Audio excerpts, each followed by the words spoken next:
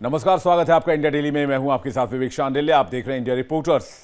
देश की धड़कन से लेकर दुनिया के हलचल तक, सत्ता के गलियारों से लेकर सरहद की चौकसी तक, विकास की रफ्तार से लेकर जमीनी हकीकत तक, हर खबर पर ग्राउंड रिपोर्ट जो आपके लिए बहुत जरूरी है। हमारे संवाददाता ग्राउंड जीरो से आपको देते हैं सही और सटीक जानकारी, सिर्फ इंडिया रिपोर्टर्स में दिन भर की बड़ी खबरों के ऊपर। तो चलिए शुरुआत करते हैं और देखते हैं India reporters. Bharatiya Janata party के राष्ट्रीय अध्यक्ष नितिन नवीन 3 जुलाई और 4 जुलाई को लखनऊ के दौरे पर आ रहे हैं और राष्ट्रीय अध्यक्ष बनने के बाद उत्तर प्रदेश में उनका ये पहला दौरा है। पहली बार उत्तर प्रदेश में आ रहे हैं। इसको लेकर यहाँ पर संगठन ने पूरी तैयारियां कर ली गई हैं। यहाँ तक कि प्रदेश सरकार के मंत्री, विधायक और साथ में सांसद, उनको कहा गया है कि वो 3 और 4 जुलाई को लखनऊ में मौजूद रहेंगे, वो कहीं नहीं जाएंगे।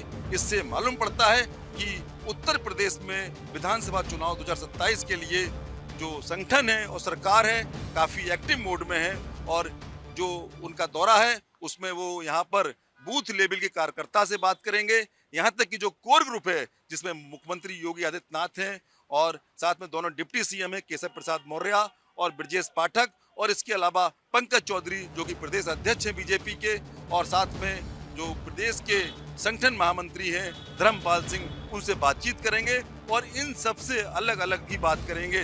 तो 2 दिन कहीं ना कहीं बीजेपी जो चुनाव 2027 की तैयारियों में जुट गई है और इस तैयारी में जिस तरह नितिन नवीन के पास काफी अनुभव है, क्योंकि वो बिहार से मंत्री भी रहे बिहार सरकार में और साथ में 5 बार के विधायक भी हैं। क्योंकि बिहार में जिस तरह का माहौल है वही माहौल उत्तर प्रदेश में है, तो पड़ोसी राज्य होने के नाते उनका जो अनुभव है, कहीं ना कहीं जातिगत आंकड़े वहाँ पर भी रहते हैं और उत्तर प्रदेश में भी जातिगत आंकड़े रहते हैं, और जो वहाँ का माहौल रहता है जिस तरह चुनाव के दौरान वही माहौल उत्तर प्रदेश में रहता है। तो इसका अनुभव का लाभ कहीं ना कहीं जो उत्तर प्रदेश में विधानसभा चुनाव 2027 है वो मिलेगा। और नितिन नवीन के साथ जो BL संतोष जो राष्ट्रीय महामंत्री हैं वो भी यहाँ पर कहीं ना कहीं जो संगठन के तमाम पदाधिकारी उनसे फीडबैक लेंगे और उनके साथ मिलके और 2027 चुनाव को लेकर कहीं ना कहीं उनको मंत्र भी देंगे और साथ में उनके साथ में किस तरह तैयारी की जाए इसको लेके एक बहुत बड़ी कवायद उत्तर प्रदेश में होने जा रही है।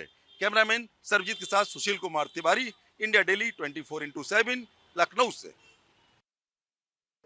गुरुवार को पश्चिम बंगाल की राजनीति में 2 बड़े घटनाक्रम देखने को मिले। एक और जहां चुनाव आयोग में अहम सुनवाई हुई, तो वहीं दूसरी ओर कलकत्ता हाई कोर्ट में टीएमसी से जुड़े एक अहम मामले को सुना गया। बात की जाए पश्चिम बंगाल की, तो पश्चिम बंगाल में जब से विधानसभा चुनाव हुए हैं उसके बाद से ही टीएमसी में माहौल कुछ ठीक नहीं है। विधानसभा चुनावों के बाद से ही टीएमसी 2 गुटों में बंट चुकी है। एक गुट की अगुवाई पूर्व मुख्यमंत्री ममता बनर्जी कर रही हैं, तो वहीं दूसरे गुट की अगुवाई ऋतव्रत बनर्जी कर रहे हैं। हालांकि दोनों ही गुट टीएमसी पर अपने अपने दावे ठोक रहे हैं। वहीं अगर बात की जाए दूसरे घटनाक्रम की, तो कलकत्ता हाईकोर्ट में टीएमसी के 440 करोड़ रुपए खातों के फ्रीज होने का मामला भी सुना गया।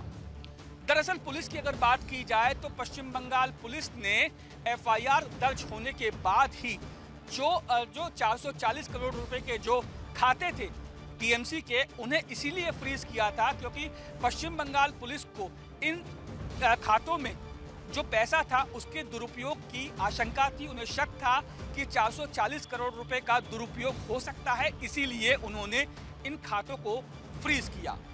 वहीं अगर बात की जाए दोनों ही मामलों की, तो दोनों ही मामले चाहे वो चुनाव आयोग के हों या फिर कलकत्ता हाईकोर्ट में 440 करोड़ रुपए जो टीएमसी के बैंक खाते हैं उनसे जुड़े मामले हों, दोनों ही मामलों के जो फैसले हैं जब वो सामने आएंगे तो जाहिर तौर पे इसका असर ना सिर्फ टीएमसी या फिर पूर्व मुख्यमंत्री ममता बनर्जी पर पड़ेगा, बल्कि पश्चिम बंगाल में आने वाली जो समय है उसकी राजनीति पर भी साफ तौर पे इन दोनों ही मामलों के फैसले का असर साफ तौर पे देखने को मिल सकता है।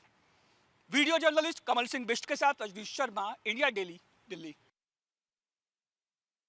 सुबह 4 बजे जो है पहला बैच बाबा बर्फानी दर्शन के भक्तों का जो है वो जम्मू से निकल चुका है और कुछ समय के बाद ही वो कश्मीर घाटी पहुंचेगा और कश्मीर घाटी के बाद उनको जो है 2 अलग अलग जगहों से रवाना किया जाएगा। यानी कि एक बालतल के रूट पे उनको रवाना किया जाएगा और नुनवान बेस के जो दक्षिणी कश्मीर अनंतनाग पहलगाम में है, और दूसरा जो है सेंट्रल कश्मीर गांधरबल ज़िले में बालतल के रूट पे जो है उनको रवाना किया जाएगा। और कल 3 जुलाई है, 3 जुलाई के सुबह सवेरे ही उनको ज़िला प्रशासन हरी झंडी दिखा के जो है उनको बाबा अमरनाथ जी के दर्शन के लिए रवाना किया जाएगा। जम्मू से लेकर कश्मीर तक सिक्योरिटी के कड़े इंतजाम किए गए हैं, जगह जगह पर सुरक्षा बलों की तैनाती की गई है। जम्मू कश्मीर पुलिस के साथ साथ CRPF जवान को जो है वो तैनात किया गया, जगह जगह पर नाके जो है वो लगाए गए।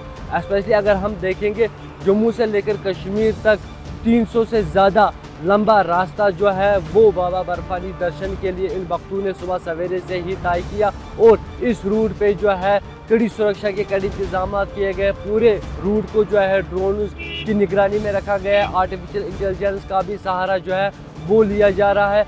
हर साल की तरह आज भी लाखों की तादाद में बाबा के भक्त बम बम बोले नारों से जो है जम्मू से लेकर कश्मीर तक पूरा कश्मीर गूंज उठेगा और वही नारे सुबह सवेरे भगवती नगर जम्मू में लगाए गए और वही नारों से जज्बा उनका और बाबा बर्फानी दर्शन के लिए ये भक्त जो है आज सुबह सवेरे ही जम्मू से निकले और कुछ समय के बाद कश्मीर पहुंचेंगे। कश्मीर के बाद पांथा चौक बेस कैंप के बाद उनको 2 अलग अलग जगहों से रवाना किया जाएगा। एक तो बालतल के रूट से बालतल की तरफ उनको रवाना किया जाएगा और उसके साथ साथ नुनवान बेस कैंप भी उनको रवाना किया जाएगा।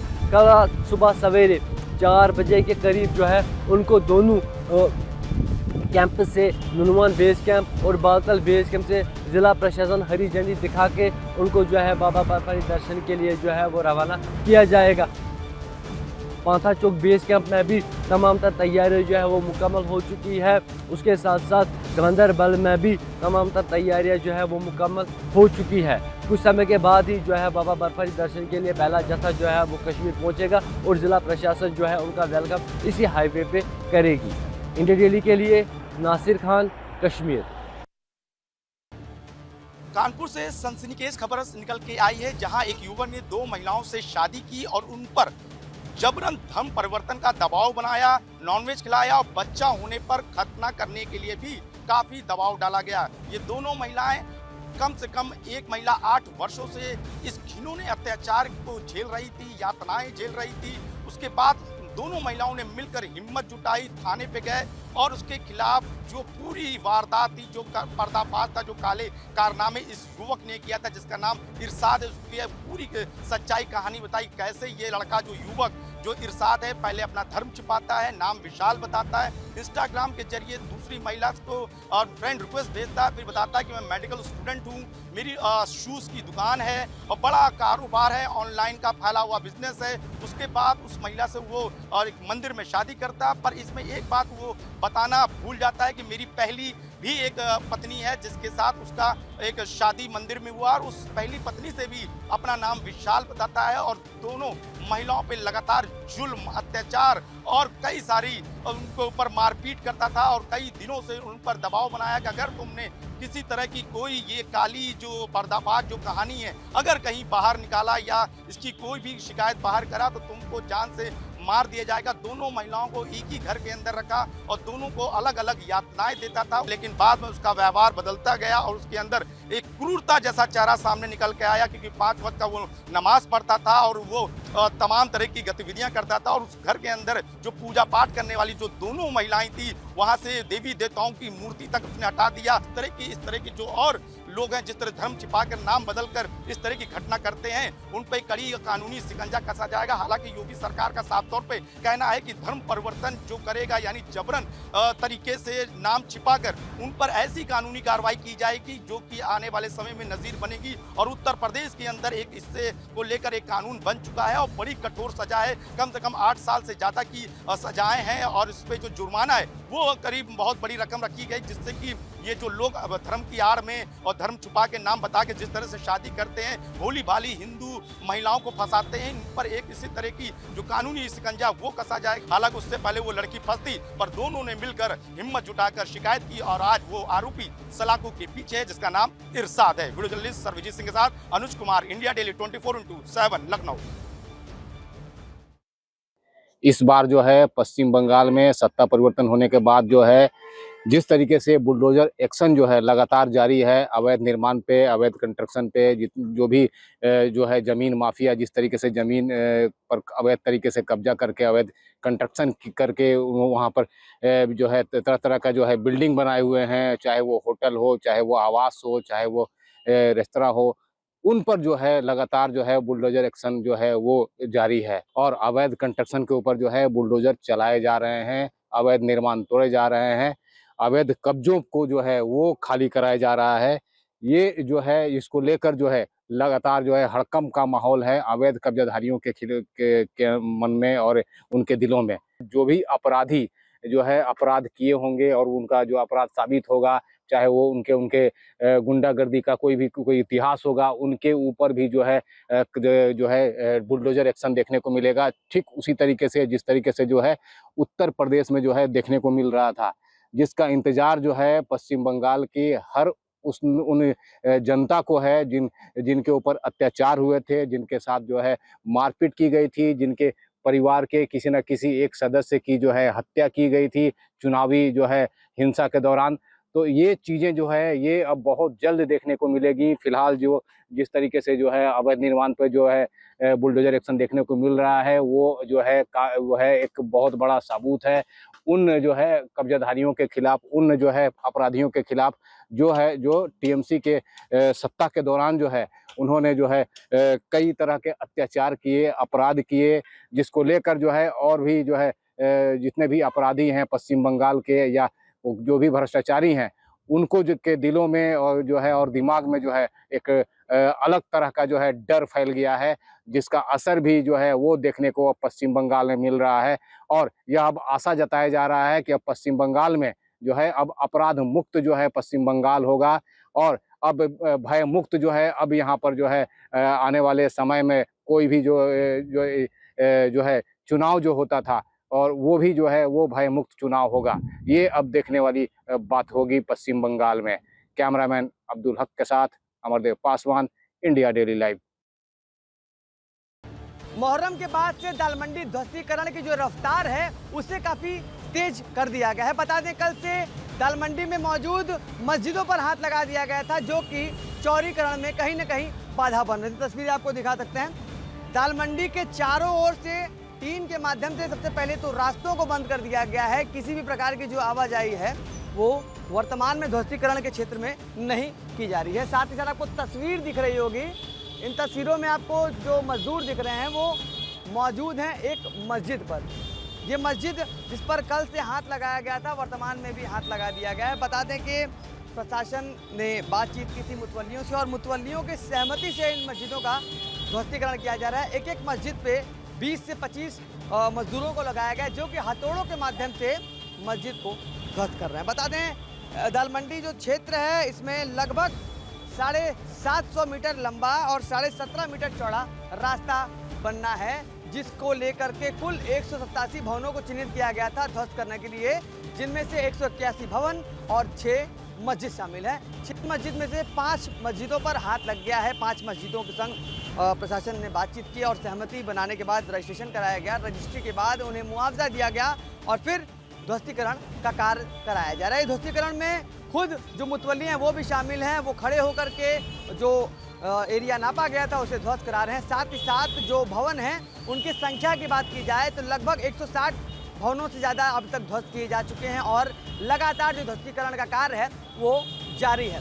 साथ ही साथ जो सबसे बड़ी मस्जिद दाल मंडी की है वो है लंगड़े हाफिज मस्जिद, जिसका ध्वस्तीकरण होना बाकी है, मगर अब तक उस मस्जिद को लेकर के सहमति नहीं बन पाई है। लगातार प्रशासन द्वारा वहाँ के मुतवल्लियों से बातचीत की जा रही है और लगता है प्रशासन के मुताबिक कि बहुत जल्द सहमति बन जाएगी और उसके बाद उस मस्जिद को भी ध्वस्त किया जाएगा और बहुत जल्द काशी वासियों को काशी की सबसे बड़ी सड़क बना करके सौंप दिया जाएगा। प्रशासन के मुताबिक लगभग 1 महीने में इस रास्ते को साफ किया जाएगा और बहुत जल्द बना करके सड़क को जनता को सौंप दिया जाएगा, जो कि सीधे बाबा विश्वनाथ के दरबार पहुंचेगी। बाबा विश्वनाथ के दरबार में जाने वाले जो दर्शनार्थी हैं वो सुगमदा से बाबा के दरबार पहुंचेंगे और दर्शन पूजन कर पाएंगे।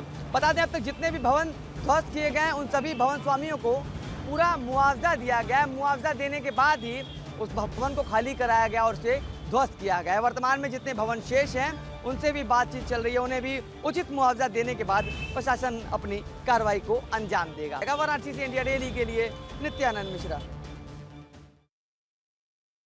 इंडिया रिपोर्टर्स में फिलहाल इतना ही। खबरों का सिलसिला लगातार जारी है, वक्त एक ब्रेक का है। देखिए इंडिया डेली 24/7 अब आपके स्मार्ट टीवी पर। इंडिया डेली मौजूद है सभी डिजिटल प्लेटफॉर्म पर लाइव और लगातार।